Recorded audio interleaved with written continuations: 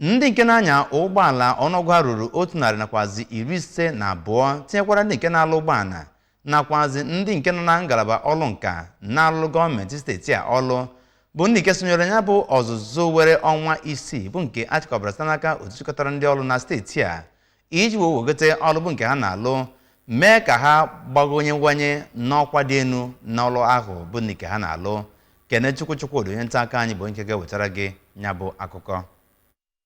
Nke mere na Jerome Udoji Secretariat dị n'Awka bụ nke mere maka ndị na-anya ụgbọala, ndị ọrụ mekanik nakwa ndị na-arụgasị ọtụtụ ọrụ teknikal na ngalaba dịgasị iche iche enwere na gọọmenti steeti a tinyekwara n'okpuru ọchịchị dịgasị iche iche. N'okwu ya na ya bụ mmemme ka onye isi ndị ọrụ na steeti a bụ barista Theodore Igwegbe mere ka amata na ya bụ nkụzi ga-enye aka ịgbanwe ndị sonyere na ya bụ mmemme. Barista Igwegbe toro gọọmenti steeti a maka ịchịkọba ya bụ mmemme ma kọwaa na ya bụ nkụzi ga-enye aka fụ na enwere ezigbo mgbanwe. Onye bụ direktọ na-afụ maka ya bụ nkụzi na State Civil Service bụ Odoziakụ Chinyere Ojukwu mere ka amata na ọ bụ n'afọ 2019 ka emedebere ya bụ ọzụzụ ma mee ka amata na nke a ga-enye aka n'ịkwanyite ndị na-arụ ọrụ ọkachasị ọrụ ịnya ụgbọala na steeti a. Onye bụ onye isi Anambra State Coordinating Council of Technical Workers Association bụ Maazị Daniel Echezona toro Gọvanọ Chukwuma Soludo maka ịfụ na ya bụ nkụzi bụ nke pụtara ihe ma kpọọ okwu